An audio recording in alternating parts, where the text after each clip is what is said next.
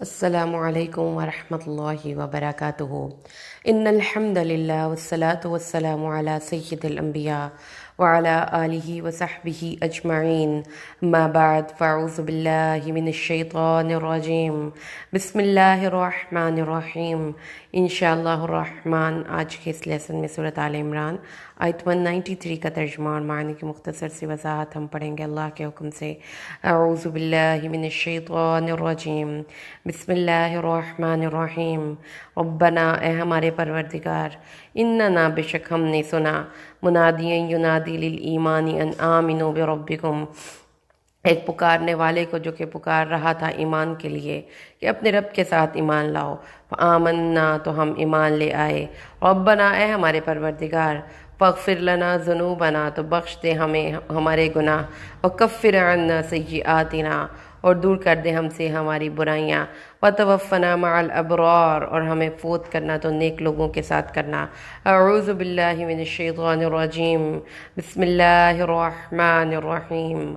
ربنا اننا سمعنا منادیا ینادی للایمان ان آمنوا بربکم فآمنا، ربنا فاغفر لنا ذنوبنا وکفر عنا سیئاتنا وتوفنا مع الابرار۔ اے ہمارے پروردگار، ہم نے سنا ایک پکارنے والا جو پکار کر کہہ رہا تھا کہ اپنے رب کے ساتھ ایمان لاؤ، تو ہم ایمان لے آئے۔ اے ہمارے پروردگار، ہمارے گناہوں سے درگزر فرما، ہمارے گناہوں کو مغفرت کر دے، اور ہماری برائیوں کو ہم سے دور کر دے، اور ہمیں فوت کرنا تو نیک لوگوں کے ساتھ کرنا۔ آیت کریمہ جو آج ہمارے زیر مطالعہ ہے، اس آیت میں اللہ تبارک و تعالیٰ کے حکم اور اس کی توفیق سے انشاءاللہ جو چیز ہم پڑھیں گے وہ ہوگا کہ کیسے ٹیچنگ اور لرننگ کی فیلڈ میں اللہ تبارک و تعالیٰ نے ہمیں گائیڈ کیا ہے۔ اس چیز کو قرآن پاک کے اس مقام سے اگر آپ سمجھتے ہیں تو آپ کو یہ چیز سمجھ میں آتی ہے کہ مؤمنین اللہ تبارک و تعالیٰ کے ان پکارنے والوں کی پکار پر لبیک کہہ رہے ہیں جو کہ ان کو اللہ کے راستے کی طرف بلا رہے ہیں، اور وہ بہت دھیان سے سن رہے ہیں اور ان کو فالو کر رہے ہیں۔ تو یہ چیز آپ نے دیکھنی ہے کہ ہم انسان ساری زندگی لرن کرتے رہتے ہیں۔ یہ ضروری چیز ہے جو کہ ہمیں اس چیز کو اس قرآن کے اس مقام سے سمجھ لینی چاہیے کہ ہم میں سے کوئی بھی انسان جو کہ لرننگ کے پروسیس کے لیے اپنے آپ کو ریڈی رکھتا ہے، وہ اپنے آپ کو امپروومنٹ کے لیے ریڈی رکھتا ہے۔ کوئی بھی شخص اس دنیا میں ایسا نہیں ہے جو کہ یہ کہہ سکتا ہو یا یہ دعویٰ کر سکتا ہو کہ مجھے سب پتہ ہے یا مجھے سب آ گیا ہے، مجھے مزید لرن کرنے کی یا امپروومنٹ کی ضرورت نہیں۔ تو آپ جس بھی فیلڈ میں ہیں، سب سے پہلے تو یہاں سے جو ہمیں میننگ پتہ چلتا ہے وہ یہی ہے کہ آپ جس بھی فیلڈ میں ہیں، you should be flexible enough and you should be ready to learn. آپ کو سیکھنے کے لیے تیار رہنا چاہیے۔ تو سیکھنے والے بندے کی، ایک آئیڈیل اسٹوڈنٹ کی دو کوالٹیز یہاں پہ صرف پیش کی گئی ہیں۔ نمبر 1 یہ کہ وہ بہت زیادہ ریسیپٹیو ہوتا ہے، کیونکہ جو لسننگ ہے وہ ایک پروڈکٹیو سکل نہیں ہے، وہ ایک پیسو سکل ہے۔ آپ چیزوں کو ریسیو کر رہے ہیں، تو ریسیو کرنے کے پروسیس میں آپ اس کو اپنے مائنڈ میں سٹور کر رہے ہیں، سیو کر رہے ہیں۔ تو ہمیں یہ بات سمجھ لینی چاہیے کہ ساری کی ساری جو لرننگ کی ہم اسٹڈیز کرتے ہیں ٹیچنگ سائنسز کی اور لرننگ کی، اور اس میں آپ ان لوگوں کو سکھانے کے لیے ڈفرینٹ ٹیکنیکس اور ٹیکٹکس کا یوز کرتے ہیں، اس میں سب سے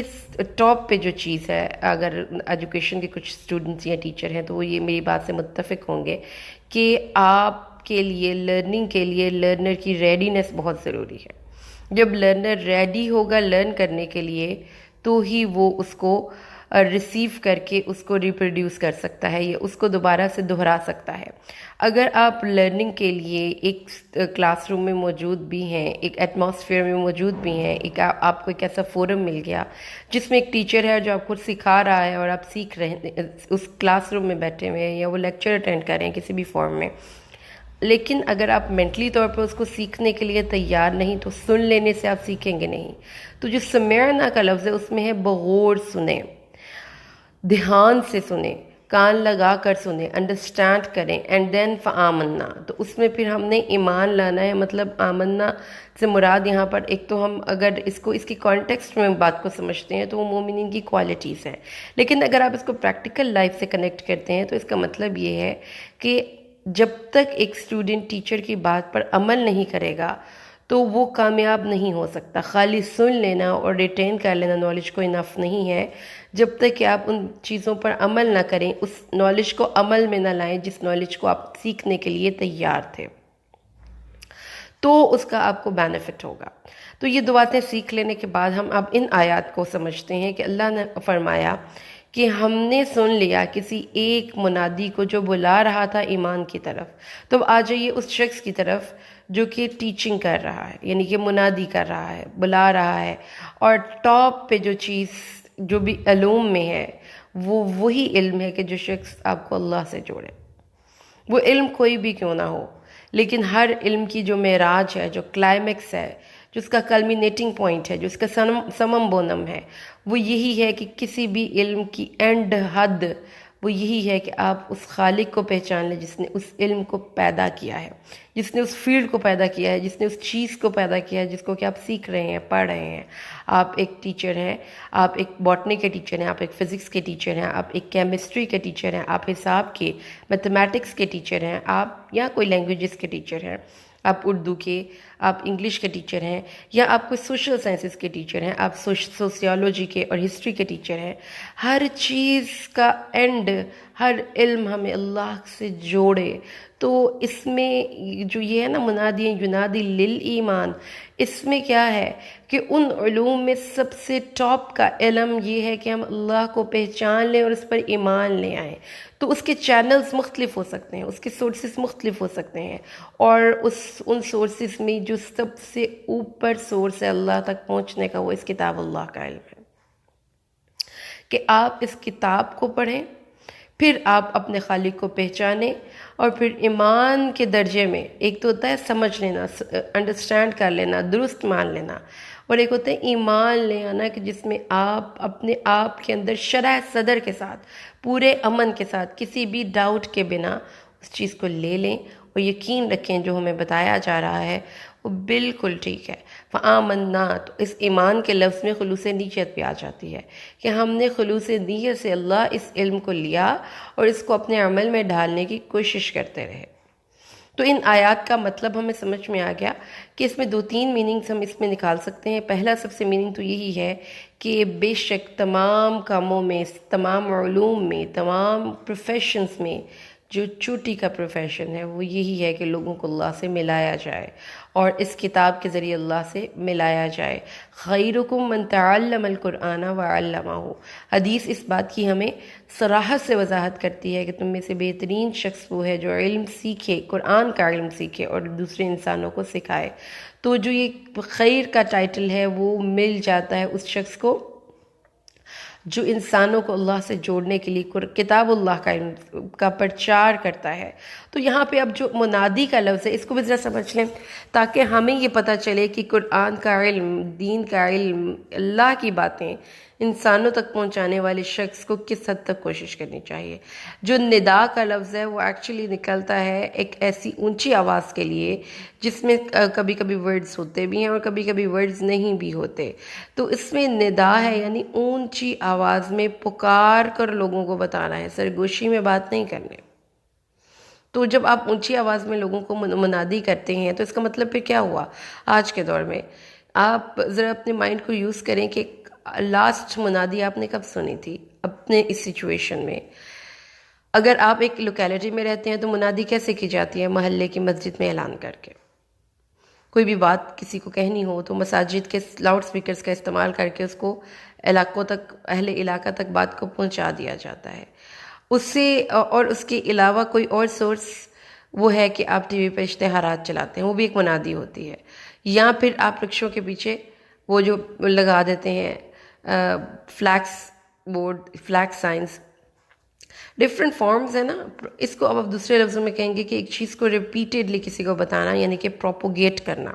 تو دین کے پیغام کو کچھ لوگ پروپوگیٹ کرتے ہیں، یہ ہے اس کا مطلب، اور یہ اللہ کا حکم بھی ہے۔ کنتم خیر امۃ اخرجت للناس تأمرون بالمعروف وتنہون عن المنکر وتؤمنون باللہ،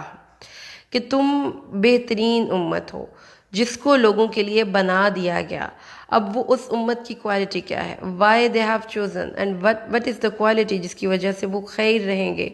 ایمان لانا ہے خود اللہ اور اس کے رسول پر، اور پھر لوگوں کو اللہ سے جوڑنا ہے، اچھائی کا حکم دینا ہے اور برائی سے روکنا ہے۔ یہ اپنی کیپیسٹی میں آپ نے کرتے رہنا ہے۔ اس ضروری نہیں ہے کہ آپ ہر انسان کو یہ ضروری نہیں ہے کہ آپ کے پاس کوئی بہت بڑا فورم ہو تو آپ یہ کام کریں گے اور آپ کہیں کہ میں تو کیا کر سکتی ہوں، گھر میں بیٹھی ہوئی ہوں، میرے پاس تو کوئی سورس نہیں ہے۔ آپ کے پاس جو اویلیبل ریسورسز ہیں ان کو یوز کرتے ہوئے کس طریقے سے آپ خلوص نیت سے اللہ کی بات آگے پہنچانے کی کوشش کرتے رہے، کیونکہ آپ کی کوشش کو ثمرآور کرنا یا نہ کرنا یہ اللہ کے فیصلے ہیں، اس کے اختیارات ہیں۔ جو میرا کرنے کا کام ہے وہ کیا ہے کہ میں خلوص نیت سے اللہ کا پیغام آگے پہنچانے کی کوشش کرتی رہوں۔ اب یہاں پر چونکہ علم کی بات آ گئی، تو جو علم اور تعلم ہے اس کو ہم اگر سمجھ لیں تو بات کو ہم کمپلیٹ کر لیں گے احادیث کی روشنی میں۔ علم کی فضیلت، کون سا علم؟ نو ڈاؤٹ کہ ہر علم ہمیں اللہ تک کے قریب کرتا ہے، اگر ہمارا فوکس اللہ کے ساتھ ہو، اگر ہمارا فوکس یہ ہو کہ اس علم سے ہم حقیقت تک رسائی حاصل کرتے ہیں، تو ہر علم ہمیں اللہ تک پہنچاتا ہے۔ لیکن ہمارا فوکس جب آؤٹ ہو جائے کہ ہم علم کو عمل میں لانے کے بجائے صرف پیسے کے حصول کا ذریعہ بنا لیں، تو اس میں پھر وہ اس شخص کی اپنی سوچ ہے۔ رسول صلی اللہ علیہ وسلم، صحیح بخاری اور صحیح مسلم کی حدیث ہے، عبداللہ بن ابن مسعود راوی ہیں، رسول صلی اللہ علیہ وسلم نے فرمایا، دو آدمیوں کے بارے میں حسد کرنا ٹھیک ہے، ایک تو وہ آدمی جسے اللہ نے مال دیا اور پھر اسے راہ حق میں خرچ کی توفیق عطا فرمائی، اور دوسرا وہ آدمی جسے اللہ نے علم دیا اور وہ اس علم کے مطابق حکم کرتا ہے اور وہ دوسروں کو فیصلے بھی اور دوسروں کو سکھاتا ہے۔ تو وہ شخص جو اللہ کی علم کے مطابق فیصلے کرتا ہے اور دوسرے انسانوں کے علم سکھانے کے لیے حریص ہے، کوشاں ہے، وہ شخص قابل رشک ہے۔ یہ بخاری اور مسلم کی حدیث ہے۔ رسول صلی اللہ علیہ وسلم نے فرمایا، اس علم نافع جو آپ نے کسی کو سکھا دیا، اس کا آپ کو فائدہ ہے کوئی؟ وہ منادی جو ایمان کی طرف لوگوں کو بلا رہا ہے۔ رسول صلی اللہ علیہ وسلم نے فرمایا، مسلم کی حدیث ہے، حضرت ابو ہریرہ رضی اللہ تعالی عنہ راوی ہیں، سرکار دو عالم نے ارشاد فرمایا صلی اللہ علیہ وسلم، جب انسان مر جاتا ہے تو اس کے عمل کے ثواب کا سلسلہ اس سے منقطع ہو جاتا ہے، مگر تین چیزوں کے ثواب کا سلسلہ باقی رہتا ہے: صدقہ جاریہ، علم نافع، صالح اولاد۔ وہ علم نافع جس کا اس کے مرنے کے بعد بھی کسی کو فائدہ پہنچے، وہ اولاد جو اس کے مرنے کے بعد بھی اس کے لیے ہاتھ اٹھا کر دعا کرے، وہ صدقہ جو اس نے کر دیا اور اس کے مرنے کے بعد بھی کسی کو فائدہ پہنچائے۔ ایک اور حدیث سنیے، رسول صلی اللہ علیہ، حضرت ابو ہریرہ رضی اللہ تعالیٰ عنہ راوی ہیں، سرکار دو عالم صلی اللہ علیہ وسلم نے ارشاد پر فرمایا، جو آدمی دنیا کی سختیوں میں سے کسی مسلمان کی کوئی سختی اور تنگی دور کرے گا، اللہ قیامت کے دن وہاں اس کی سختیاں دور کرے گا، اور جس نے کسی مسلمان کی پردہ پوشی کی، اللہ دنیا اور آخرت میں اس کی پردہ پوشی کرے گا، اور اللہ اس وقت تک بندوں کی مدد کرتا رہتا ہے جب تک وہ اپنے بھائی مسلمان کی مدد کرتا رہتا ہے، اور جو آدمی علم کی تلاش میں کسی راستے پر چلتا ہے تو اللہ اس کے لیے جنت کا راستہ آسان کر دیتا ہے، اور کوئی جماعت اللہ کے گھر میں قرآن پڑھتی یا پڑھاتی ہے تو اس پر سکینت نازل ہوتی ہے، رحمت الہی اس کو اپنے اندر چھپا لیتی ہے، فرشتے اس کو گھیر لیتے ہیں، نیز اللہ اس جماعت کا ذکر ان فرشتوں میں کرتا ہے جو اس کے پاس رہتے ہیں۔ جس نے عمل میں تاخیر کی اس کا نسب کام نہیں آئے گا، عمل میں تاخیر کی آخرت میں اس کا نسب کام نہیں آئے گا۔ صحیح مسلم کی حدیث ہے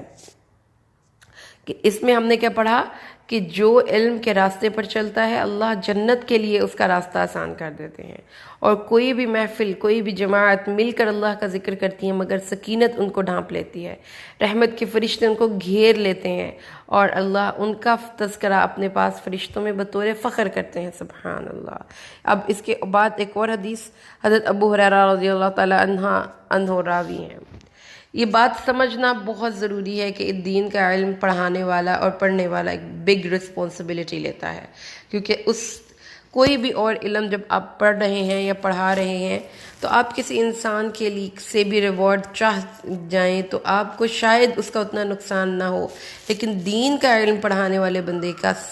سارا فوکس اللہ ہونا چاہیے۔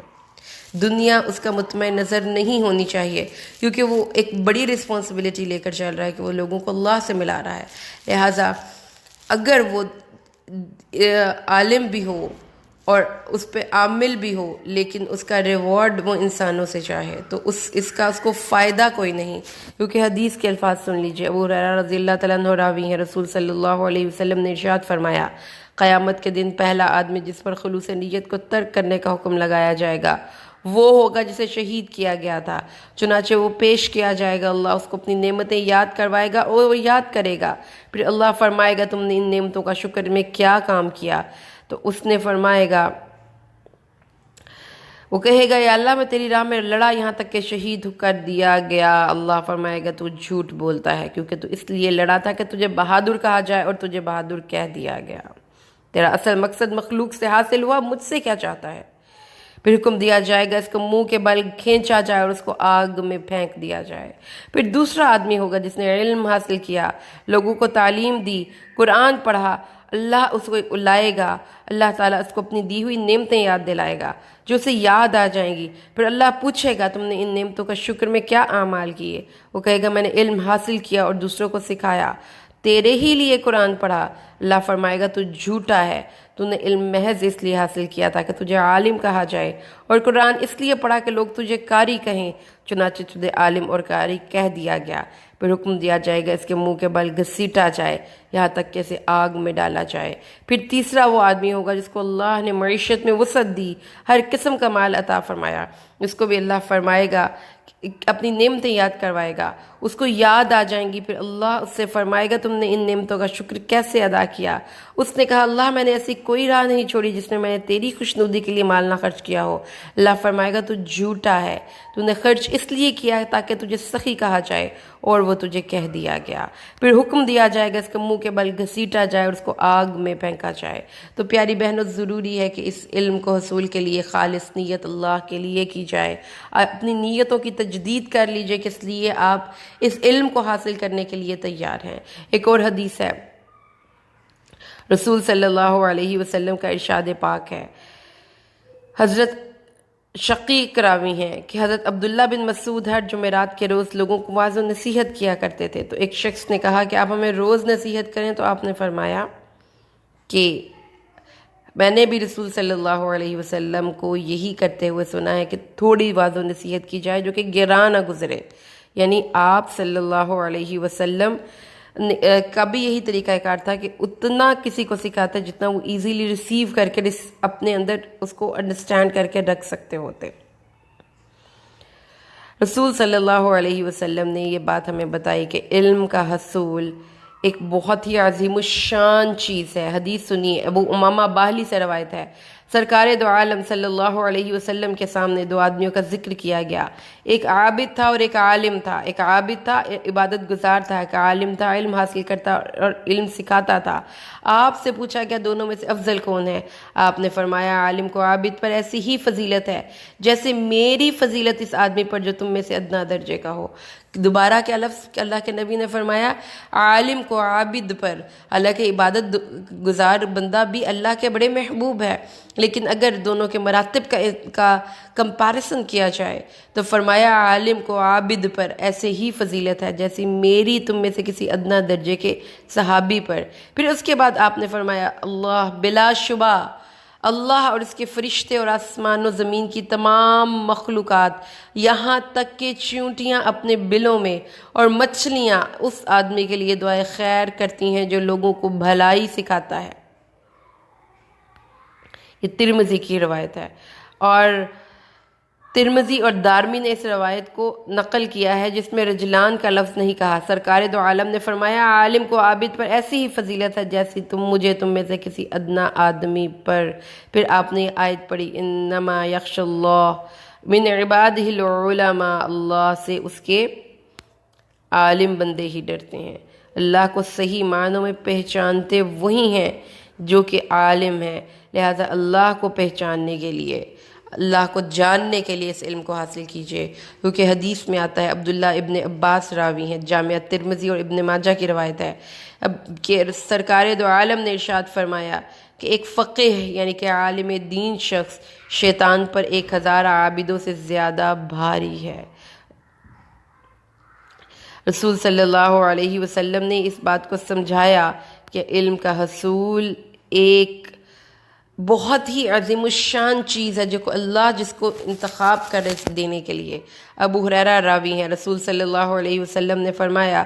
2 خصلتیں ایسی ہیں جو منافق میں جمع نہیں ہو سکتی، ایک اچھا اخلاق اور دوسری دین کی سمجھ نہیں آ سکتی اس کو۔ رسول صلی اللہ علیہ وسلم نے فرمایا وہ شخص جو اللہ کے راستے میں علم کے حصول کے لیے نکلا، جب تک وہ واپس نہیں آتا وہ جنت کے راستے پر ہے، وہ اللہ کی راہ میں ہے۔ فرمایا رسول صلی اللہ علیہ وسلم نے فرمایا کہ جو آدمی علم طلب کرتا ہے وہ اس کے گزرے ہوئے گناہوں کا کفارہ ہو جاتا ہے۔ رسول صلی اللہ علیہ وسلم نے فرمایا مومن بھلائی سے سیر نہیں ہوتا، وہ اس کو سنتا یعنی حاصل کرتا رہتا ہے یہاں تک کہ اس کی انتہا جنت ہوتی ہے، یعنی آپ کو کبھی بھی دل بھرتا نہیں ہے اچھی بات سننے سے۔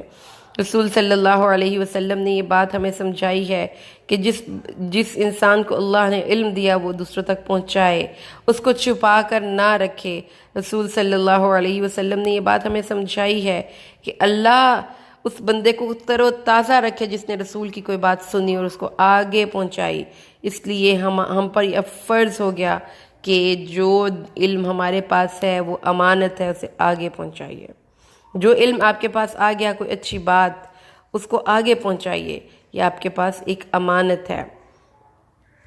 اس بات کو پھر تک سمجھ لیں اور سمجھنے کے بعد اللہ سے اس توفیق مانگیں کہ اللہ تبارک و تعالی ہمیں یا تو ان لوگوں میں شامل کرے جو کہ منادی کر کے لوگوں کو دین کے راستے کی طرف بلا رہے ہیں، یا ان لوگوں میں شامل کریں جو ان کا اتباع کر رہے ہیں۔ جو فین فالوورز ہیں آج کل بہت چال پڑے، فالوشپ آ گئی کہ اس نے فالو کرنا ہے، اور ایک دوسرے کو ہم فالو کرتے ہیں، فیس بک پہ فالو کرتے ہیں، ہم یوٹیوب پہ فالو کرتے ہیں، ہم انسٹاگرام پہ فالو کرتے ہیں۔ تو جو فالوئنگ شپ ہے یہ بھی آپ نیک لوگوں کو فالو کریں، ان کے چینلز کو سبسکرائب کریں، ان کے پیجز کو لائک کریں،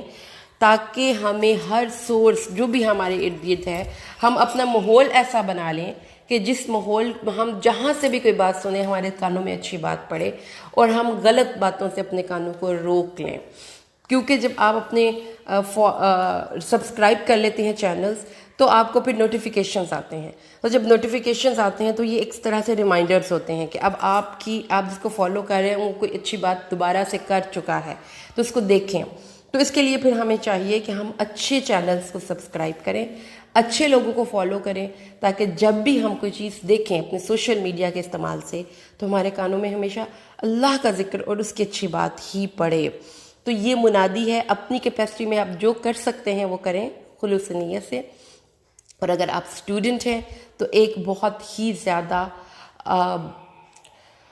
ریسیپٹیو اسٹوڈنٹ بنیے کہ آپ جو سنتے ہیں اس کو ریٹین کرنے کی کوشش کریں اور اس کو ریپروڈیوس کریں اور کسی ایک کو بھی بتائیں۔ اللہ سے دعا کرتے ہیں اللہ ہمیں قرآن کو سمجھ کر پڑھنے اور اس پر عمل کرنے کی توفیق دے، آمین۔ بارک اللہ لی ولکم فی القرآن الحکیم ونفعنی وإیاکم بالآیات والذکر الحکیم۔ السلام علیکم ورحمۃ اللہ وبرکاتہ۔